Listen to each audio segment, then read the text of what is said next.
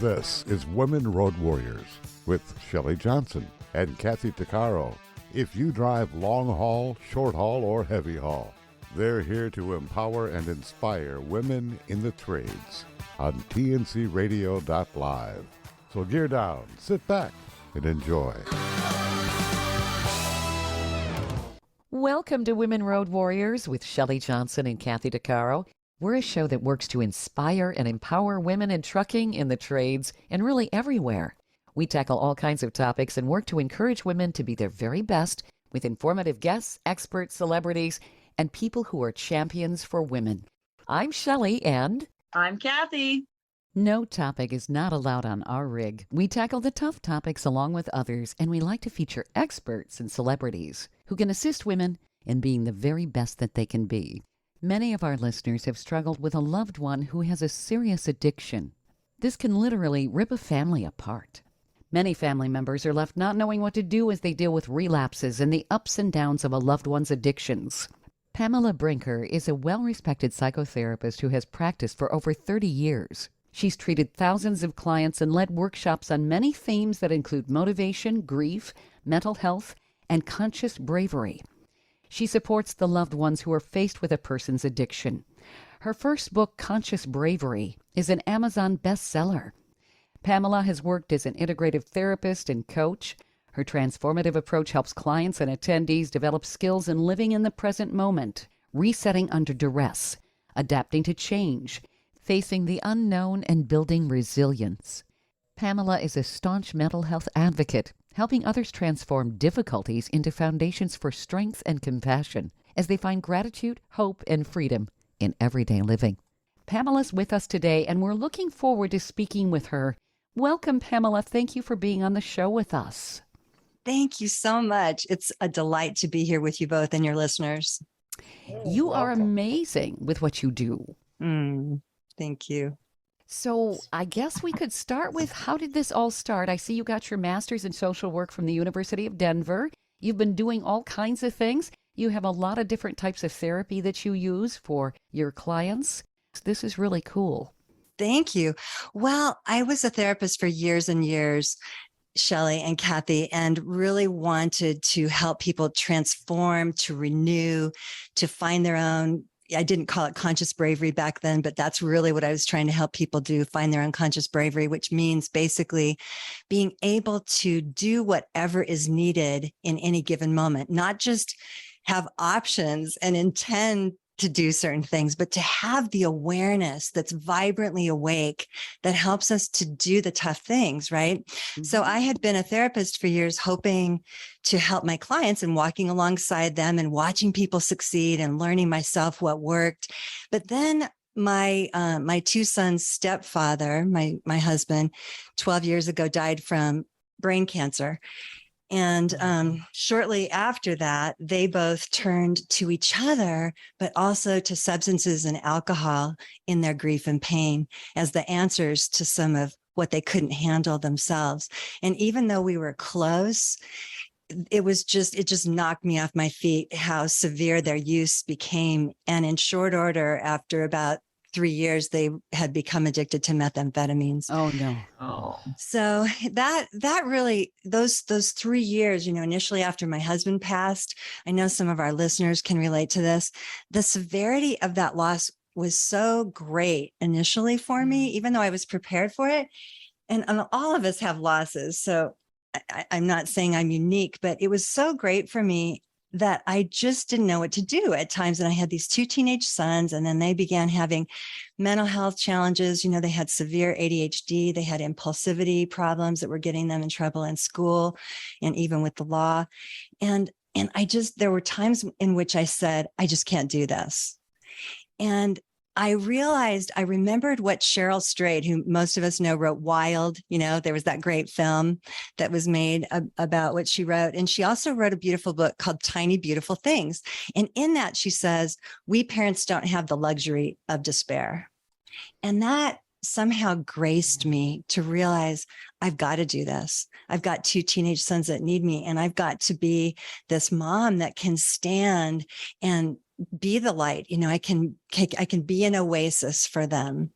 And so I realized there wasn't really a protocol about conscious bravery written yet. And I was turning to all kinds of books and workshops and going to different kinds of therapy and trying to do my hikes and walks and all these things, meditate. But I had to put it all together. And so I ended up writing the bravery protocol that I needed 12 years ago. Wow. Wow. That's amazing that you were able to pull it together to come up with a solution for not only yourself, but other people. Because people, when they're confronted with the kind of tragedy you had, it takes so much time to recover on your own and to be the strength for your kids. But then when you see them literally destroying themselves and you don't know what to do, I mean, the helplessness is overwhelming. Absolutely. I love that you're speaking to that, because so many of us who are listening to the show and the three of us here, we've been through overwhelm, right? But it has knocked us off our feet. The wonderful thing is that most of us return to standing, we wobble back up, but really, how do we do that? And so I think it's a combination of, we'll call it grace, but also commitment and practice, because there's all this talk these days out there about, do your affirmations and do your self-care. But how do we motivate ourselves to do that? A lot of women who are listening are working 12, 13-hour days. Sitting, driving truck. And it's hard work to focus our attention. So what do we do to really guard our radical self-care? And I was listening to some of your other shows, to drink water, to drink tea and other kinds of things instead of getting the Red Bull and the things that, give us the quick fix. How do we commit to and find and remember to do these other kinds of things? So I believe we have to have certain practices in place in the calm moments and train in them, do our bravery training, as it were, so that we can handle the devastations when they come. Part of this conscious bravery, is that also taking care of yourself when, there's the temptation to enable, to be codependent. I mean, people want to rescue. And of course, when somebody is entrenched in their addiction, they don't necessarily want to be rescued. There's so much deception that goes into that. And I mean, it's such a confusing situation. Absolutely. Yes, we have to have the clarity, the presence of mind and heart in our whole beings to be able to assess a situation, right? And so I love that you're bringing this up, because part of what I teach and have practiced myself is what I call whole being awareness. So it's more than just mindfulness. There's a lot of practices and there are a lot of treatment centers that are mindfulness based. And we're always talking about be more mindful or get out of your head and get into your heart. But that's only part of what the newest neurobiology and the newest psychology is teaching us. We're really learning that we want to get into our bodies as well and listen to our intuition. We might not take the advice of our intuition, but we want to listen to it and be aware of what we're feeling and be able to befriend all of our experience, befriend not just the more pleasurable emotions like happiness, or even the ones we're more familiar with that might give us some satisfaction like anger, but even the shame, even the despair, to make friends with that doesn't mean that we're inviting it to stay. It means we're inviting it to sit down and we're holding space for it. So for me, back in the day, 12 years ago, and it's been repeated times ever since, I've had to hold space for my despair and say, okay, you're here. Wow, I'm overwhelmed. This is so uncomfortable. I'm with you. And I pause and I breathe consciously into not just my heart, not just my racing thoughts or my despairing thoughts, but into my whole being. And I am aware of the energy. I'm aware of what's going on in the deepest part of myself. And that's true for our listeners, because I'm sure many people listening are out driving, or once you're off work, you've got a little moment to yourself. But then that's when overwhelm can really kick in for some of us, right? Yeah. We let down our guard and, oh man, all the stuff that's troubling us just starts to overwhelm us. And so that's when, some of my clients, they'll drink 3 glasses, a whole bottle of wine a night, or turn to stimulants to stay up during the day. And so I say, okay, be aware of that that experience you're having that's saying, I can't handle this, or I'm overwhelmed, and just invite it. Maybe even put two arms around yourself, one hand crossed over to your left arm, your bicep, and the left arm crossed over to your right tricep, and give yourself a hug and say, here I am. I'm right here with you. Just like we would to our best friend or a child, we wouldn't push them aside and say, get over this, And so that's part of what we want to do. Instead of enabling or managing, we want to be able to have the awareness. So I bunny trailed around a little bit there, but we want to have the awareness that tells us what's happening in ourselves first, not just what's happening in the other, because that's part of what most people call codependency, is that we're so aware of what's going on with the other person. Yes. Correct? That we tend to their needs first.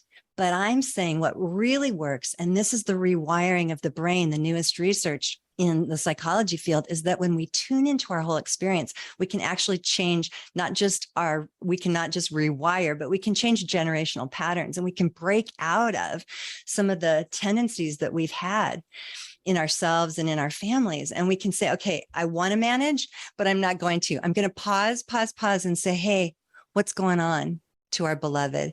Or maybe say, hey, I'm here with you. What are you feeling?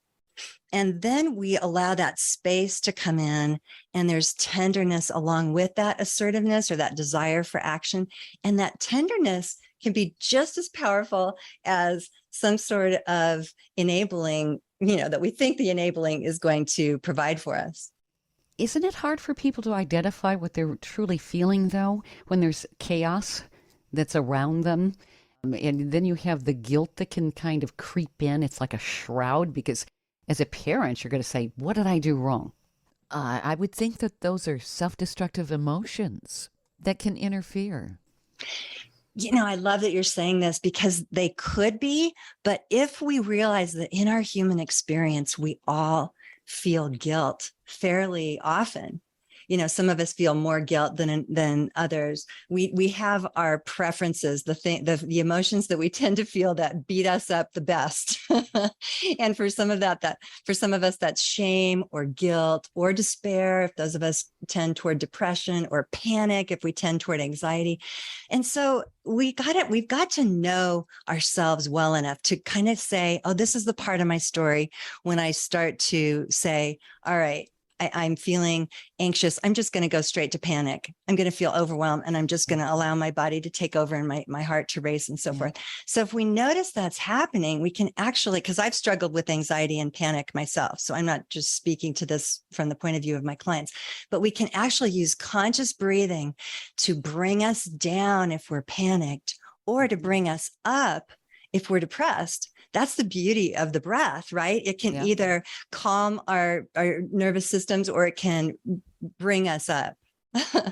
Oxygen brings clarity, doesn't it? Mm-hmm. What's worked for me, a few things is one that I did before I started working here, because of my history of intense trauma. Once I got into the real world, I was in a women's group home, I guess, recovery home for a total of 2 years, where I lived, eat, and breathed recovery, right? So 24/7. And when I got back into the real world, well, you don't have the counselors at your beck and call, and so you got to figure things out. Well, I had to learn. I self-talked my way through the moments, through the panic, through the anxiety, through those minutes. But one thing that my work 9 years ago, when I got hired, they gave us all stop and think cards. And that's their motto. That's their safety thing, stop and think. So when anything that you feel is not right, you just stop and you reassess. You just breathe. You just take a minute. Just stop. It doesn't matter what you're doing. They don't care. And you just look around and you reassess things. And so because they implement that nonstop 100 times a day, what could go wrong? How bad could it be? Well, it's integrated itself into my own train of thought, where when I'm having moments, because even though I have 10 years sober, I still, there's still things that hit me from time to time. Well, so not only do I self-talk, but I stop myself. I just stop, right? Like I stop that train of thought that's going 100 miles an hour into the negative dark place. And I'm like, wait a minute, back up the boat there, chickie. And then I can work my way through it, logically. Whereas before I started this job and, before I started treatment, you just, like you said, you just go racing and you just run with it. So it's been very, very beneficial to me in my recovery and in rewiring my way of thinking, my way of addressing problems that come to me. And I don't respond like I used to respond, because I've learned to retrain my thinking pattern. I had to unlearn a lot of things, and then I had to relearn things, and then I had to balance it out, figure out what works for me. Oh, that's fabulous. And it sounds like you're talking about the pause, right? The power of the pause. Yeah. And the conscious decisions and the conscious, thinking about it. It might be like a different little bit different than what you're talking about, but I think it's the same, really. It's very, very different, similar. But the same. It's that conscious awareness, Kathy and Shelley, that you're talking about. You're pausing, and for you, sounds like you ruminate in your mind a lot, and so you need to stop and think and reassess. And that's true for so many of us. But for others, some people over emote. They start emoting and despairing or feeling more anxious, and then the thoughts just feed that. So maybe stop and be with your pain too. And because pain doesn't actually get bigger if we give it attention, it reduces in size. It's funny. It's like a child who's crying. If we say, hey, what are you crying about? Stop that. Then they're just going to feel more despairing and despondent and, probably cry harder. But if we say, hey, come here, hey, I'm with you, then their emotions are going to calm down. So many of us are thinkers. A lot of us are emoters. We feel our feelings really big.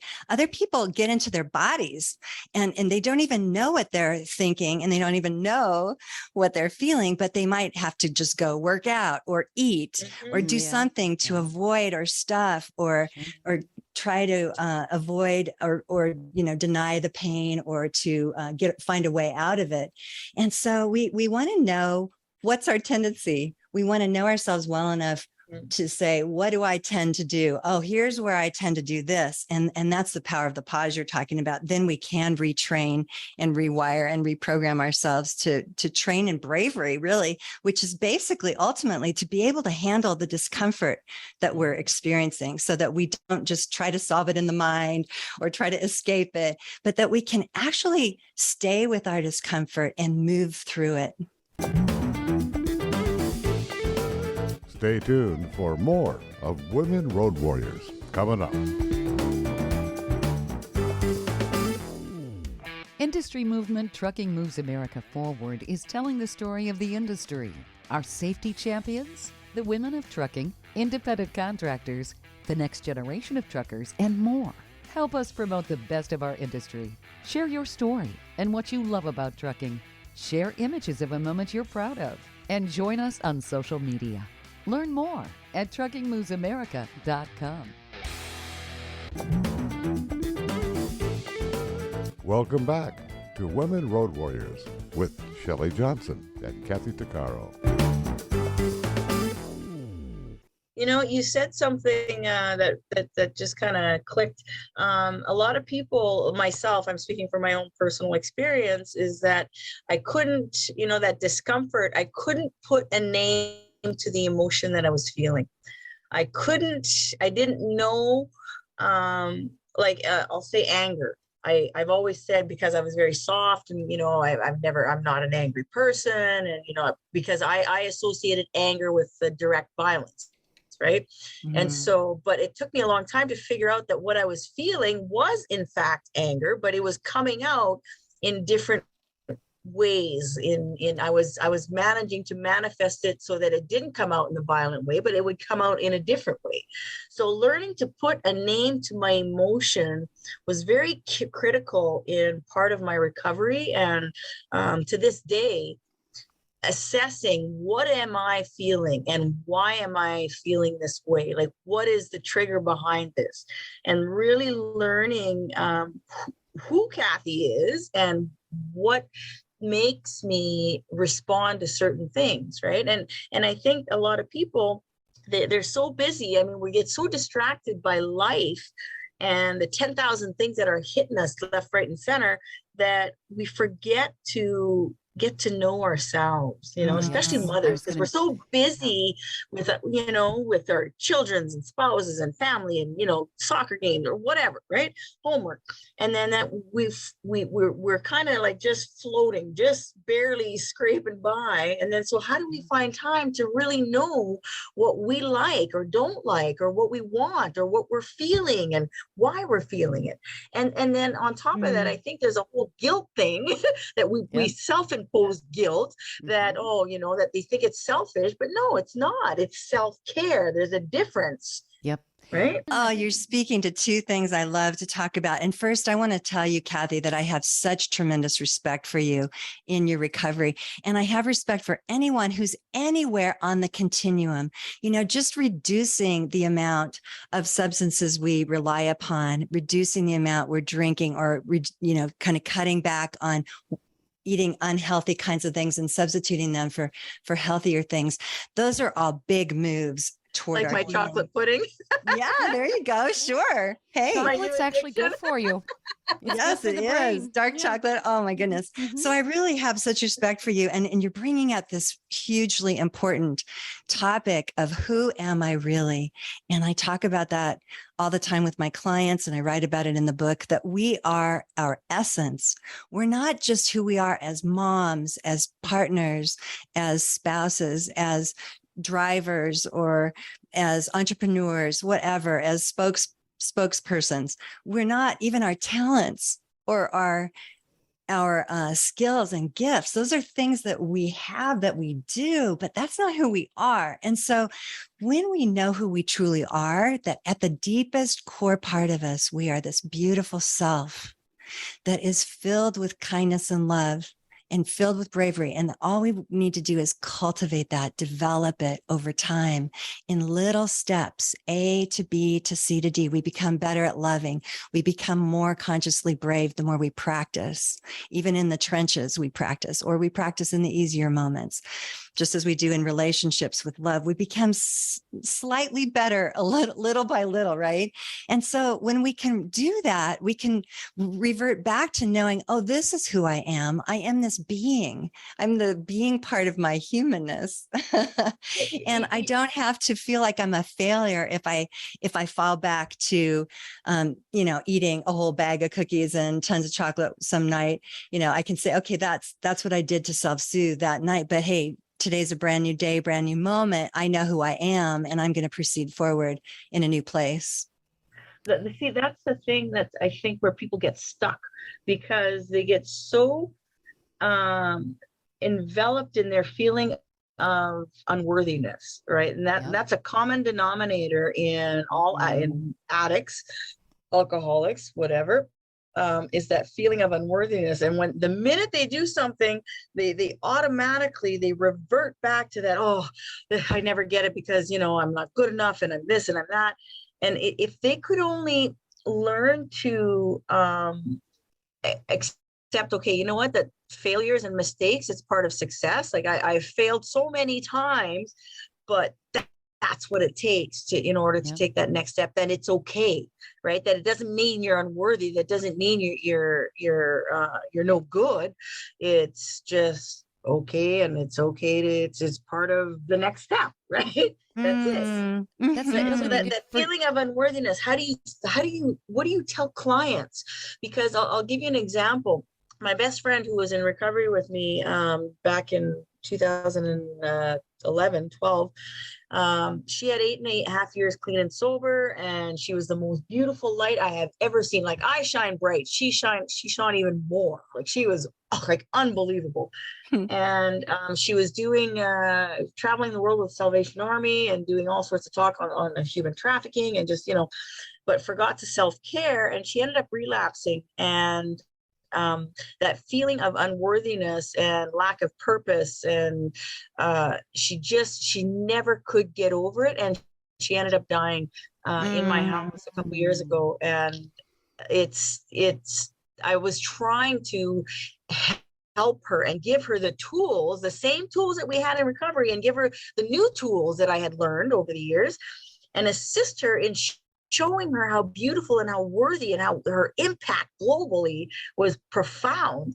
But she just couldn't see it for herself. And I think that's a big thing in addiction, right? With anybody in addiction. And can I just ask, what would you recommend to somebody who is got that same problem? Because I know it's out there. I know lots of people. Oh, it's thousands. You're asking maybe one of the biggest questions.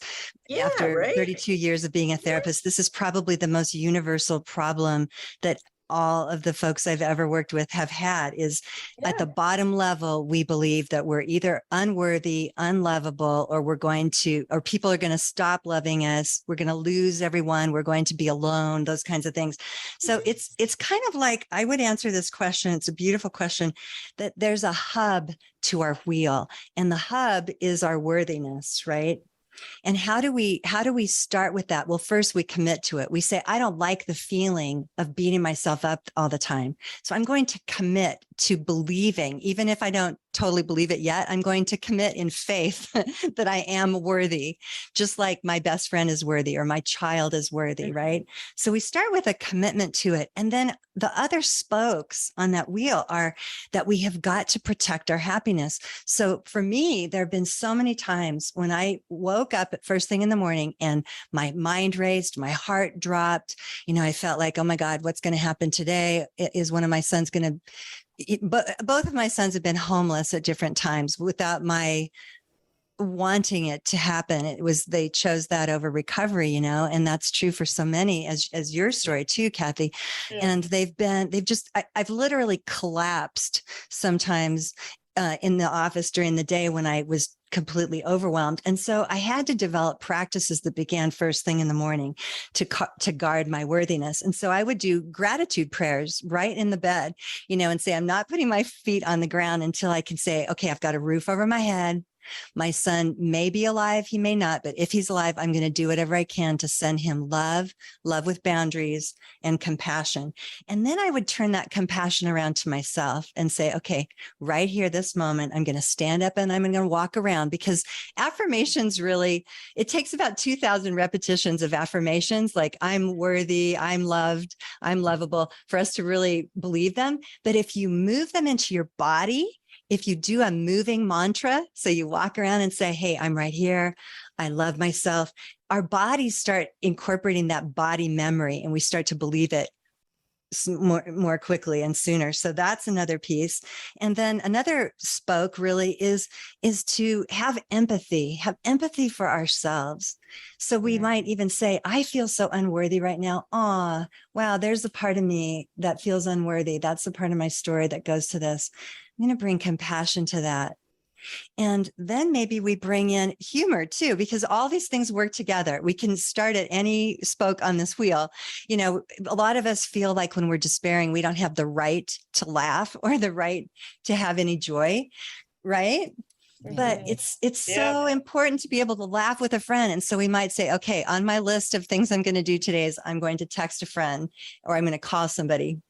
And then we might want to get out in nature and let nature speak to us, because if anyone is listening and they don't know the healing power of nature, I hope you'll try it out for a week and just look at the sky. If you're having a rough moment, look at the sky, watch leaves turning in the wind, breathe in consciously into your whole being, breathe out and exhale and connect to the world around you. So nature can be rejuvenating, but really what we're talking about is how to renew, correct? So many of us forget that we have to renew. And so we end up feeling unworthy because we just put ourselves by the wayside, and we are busy doing our jobs, making our money, being moms, being best friends, helping everybody else, but forgetting about ourselves. So I call it radical self-care. We have to do radical self-care with loving awareness. Do you think it's harder for women to do that than men? Because we have to be so much to everybody, and we're so used to nurturing And in the case of a loved one who has an addiction, you want to fix it, but you can't. And self-blame, the guilt, the feeling of being unworthy. Does that seem to be more women suffering from that than men, or not? Absolutely. What do you think, Shelley? I think so. I think that we're quick to blame ourselves. Yeah, I respect you. And I've seen that in women because I've had a pretty much equal practice of women and men over all the years. And so since we do tend to be more spatially aware, we're also more aware of our own feelings and thoughts. And because we err that way, it's called the negative bias in the brain and in the heart.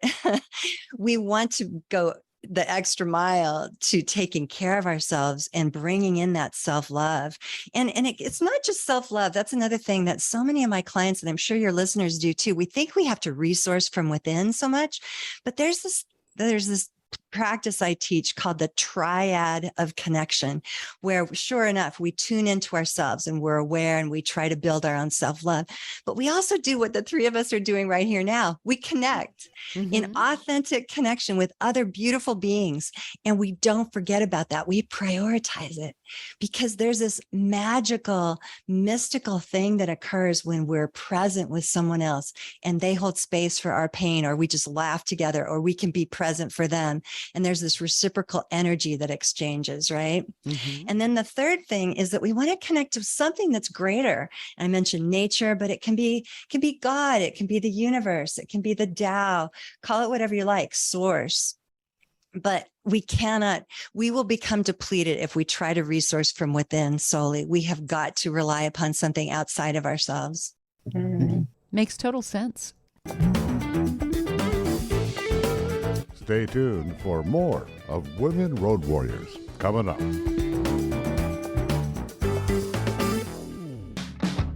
Trucking Moves America Forward, or TMAF, is building a positive image of trucking by telling the story of the hardworking drivers and industry professionals who support the industry. And you can be a part of it. Learn more about TMAF and how you can join and be a part of the industry movement working to build a strong image of trucking by visiting TMAF's website at truckingmovesamerica.com. You can also follow us on Facebook, Twitter, Instagram, and our latest channel, TikTok. Welcome back to Women Road Warriors with Shelley Johnson and Kathy Tuccaro. I think sometimes people also try to maybe get solace from outside stimuli, which is why maybe people would drink, or they overeat, or they shop, or they watch TV to obsessive levels because they can't find who they are within. Do you think they have to have external rewards somehow to make up for that hole? Absolutely. We need both. We do need outside stimuli. And so there's a bulk of knowledge out there that says, oh, just forget about that. Try to rely upon yourself and go inside to your soul. Well, we live in the 3D world. We live right here with our feet on the ground. And so we've got to put our boots on the ground and maybe do something that's a slightly healthier choice. And that's where A to B to C to D.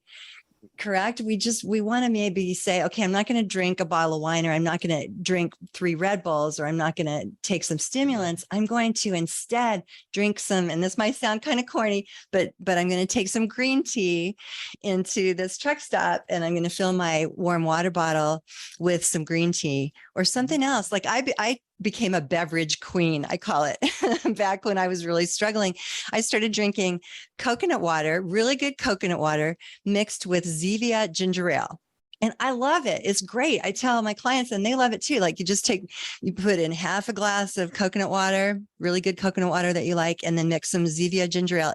You might not even like ginger ale, but try it. I tell you, it's the bomb, and it tastes great. And so that's something we can even put that in a wine glass and feel like we're treating ourselves. And we can have that same celebratory approach to relaxing, but we often think that the relaxation comes from the substance or the food or whatever, the behavior, the shopping, but that that fades, right, in about 20 minutes usually, Sure. right? Yeah. And so those things don't really last. We want to find things that are soothing, that are self-soothing practices that last, that we can embed into our practice and we can do freely and easily. Some of the best advice I've gotten over the years was be kind to your mind. So that, I like that. when I'm struggling for whatever reason, just, you know what, just take it easy on myself, be good to myself. And even though, because I'm very demanding on myself, because I mean, I have a lot on the go and I'm trying to be disciplined and, you know, do this and this and this. And when I'm not, I'm hard on myself. So that's when I remember, be kind to your mind. It's okay if you don't hit the gym every single day at 3 a.m. before I go to work. It's Right. You can miss one. You can go in the evening. You can, learning to incorporate new habits is not easy. And I have to tell myself that, right? And so be kind to your mind, you know, it's okay. Beautiful. I love that. Be kind to your mind. What a great mantra really to share, or an affirmation that people listening can embody and maybe walk around and say, I'm going to be kind to my mind this moment. Yeah. Yes. Love that. I love that, Kathy. That's good.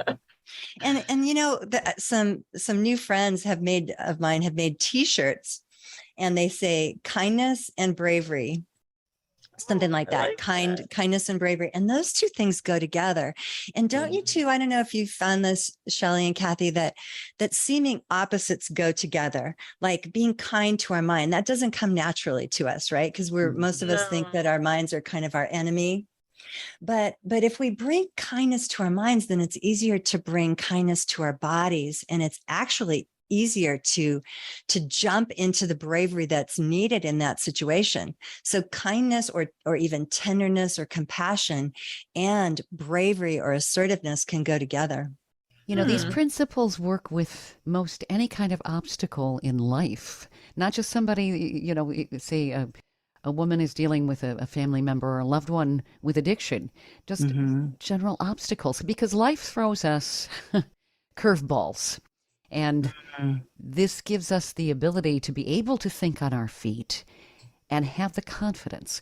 I think that's the big word, isn't it? Self-confidence in a new way. Yes, love that. The self-confidence is really what most of us want, and we want to be happy. And so we need to have practices that help us build that into our everyday life. And it's not something that we can just wish into being. You know, I say that bravery doesn't come with the wave of a wand. It's not magic. And so anything we do works toward the self-confidence that we're trying to develop.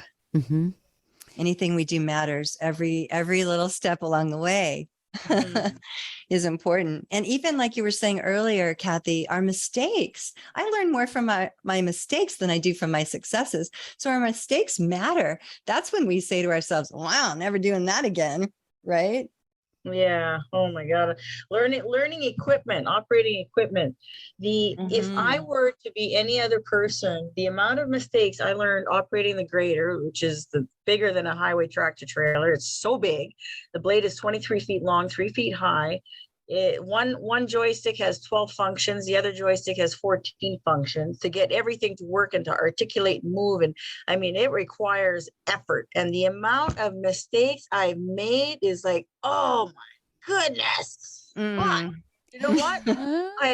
I learned through work is to laugh at my mistakes, because everybody else laughs at my mistakes too. Right? And my team, they're so good at teaching you that making mistakes is okay. Like when I first started this job, I would hide all my mistakes because I didn't want people to see them. I didn't want people to see that imperfectness, right? And so I would not tell anybody the ridiculous, stupid things that I would do. But this job, you make a mistake, you got 500 people that see it and know it. So you have no choice but to either you cower and you don't take the joking, or you can just, you know what, that was the stupidest thing I've ever done. I don't know why. Did you see that?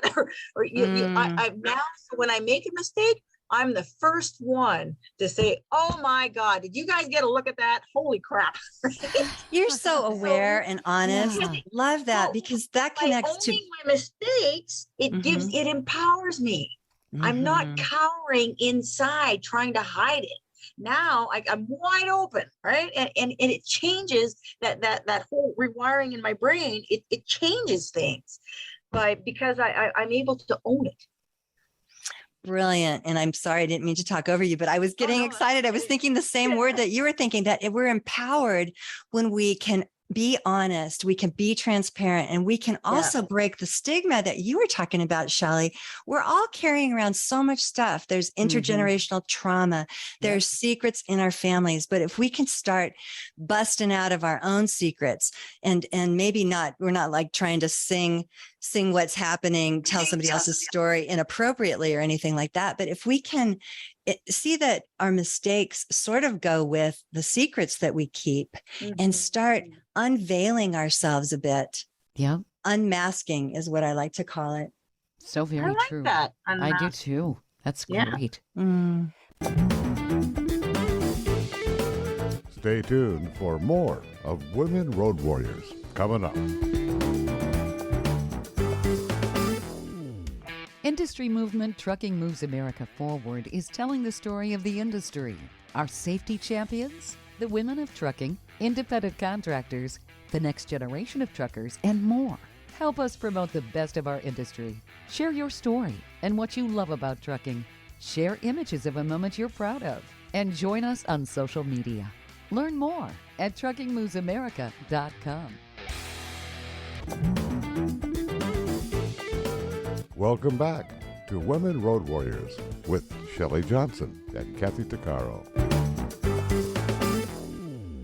Pamela, you draw from a lot of different types of therapy. I find this very interesting. You've got somatic experiencing therapy, dream work, EMDR, which is eye movement desensitization and reprocessing, along with meditation and yoga. All of these are marvelous. I'm not sure what all of these are.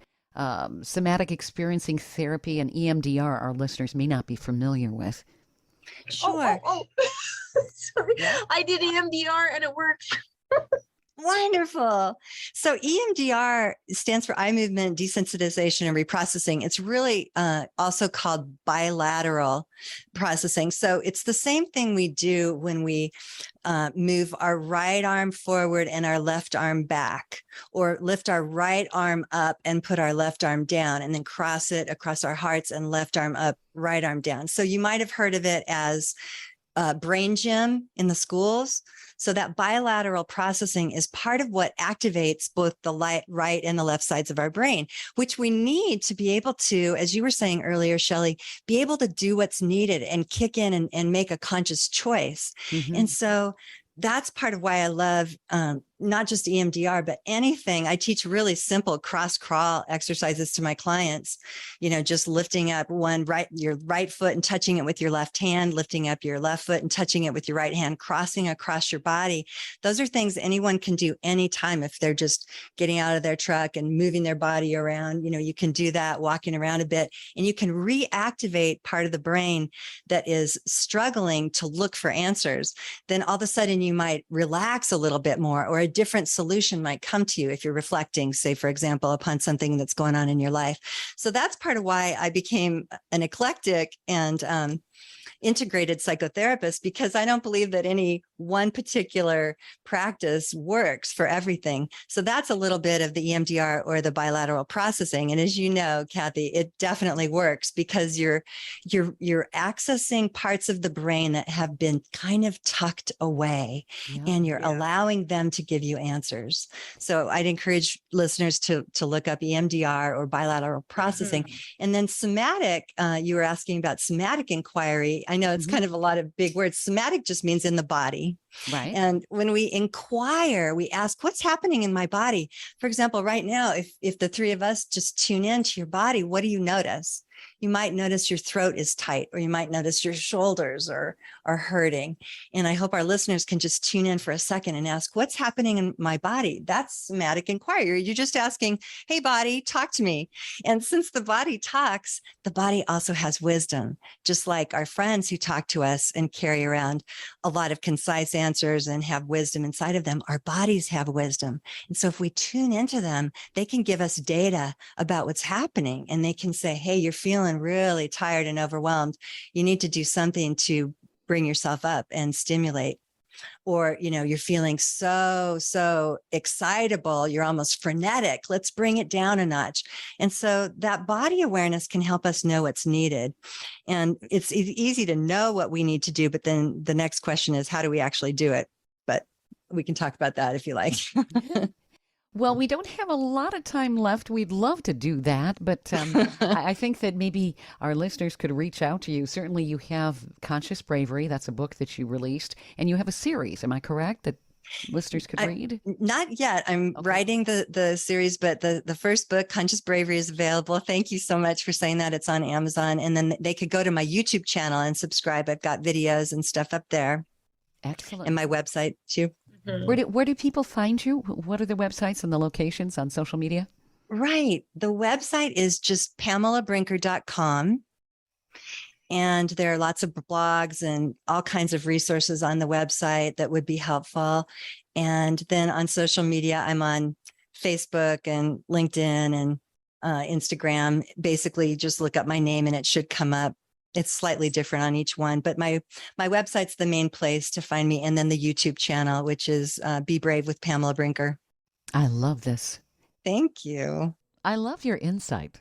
Oh, thank you so much. I have to ask, how are your boys? Oh, thanks so much for asking. They're both doing really well. They're finding their way, but they're both doing really well. And they practice some of these things. They really like to breathe consciously. So it helps them in the moment to just kind of come into the here and now, So they've learned a lot of these things and do them themselves, and they're coming along. Excellent. Yeah. Thank you. Yeah, my daughter too. She struggled as well and stuff, and so she's just fine. She's 28. She's just finally coming along and taking some of the advice and learning and trying new things. And oh my God, I'm so proud of her because I know the struggle, right? I've been it, and she's seen me struggle, so I get it, right? Oh, that's fantastic. I hope she feels proud of herself for doing that, because that's a real accomplishment. Really is. No, she is. One day at a time, one step at a time, 1 hour at a time, 1 minute. Baby steps. Yep. That's right. This is wonderful, Pamela. You are an inspiration. I love your insight. Oh, thank you so much. That's such a beautiful compliment from you. I respect you so much and all your listeners, and I really hope that this helps. And please reach out to me if there's any way I can help, if you need anything. Do you work with clients remotely? I do, but my practice is full. So right now, the best way for people to reach out to me is through my website or send me an email. Okay. Yeah. Mm-hmm. Terrific. Wow. This has been great. I think we'd love to have you back, maybe to focus on a particular area or something. Oh, thank you. That'd be a delight. I would really appreciate it. Yes, because I could talk to you for another hour easy. Oh, same. You two provide such great value to your listeners. And again, I just can't thank you enough for everything you do. I was listening to several of your episodes, and you just have amazing guests. And I hope our listeners will really go away with feeling like you're really treasured. You're a beautiful being. And I hope you can find your worthiness. Thank you so much, Pamela. That's a wonderful compliment. Yeah. This has been great. My pleasure. Again, I'm really grateful to talk with both of you and everyone here. You've been listening to Women Road Warriors with Shelley Johnson and Kathy Tuccaro.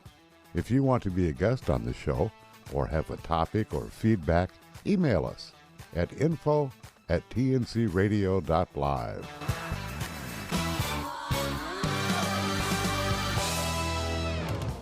Thank you for listening to another great interview on TNCRadio.Live. All of the material you hear on TNCRadio.Live on our website, our broadcasts, or our podcasts are copyrighted. There can be no distribution without the express consent of TNCRadio.Live and its partners. For inquiries, write us at info@TNCRadio.Live.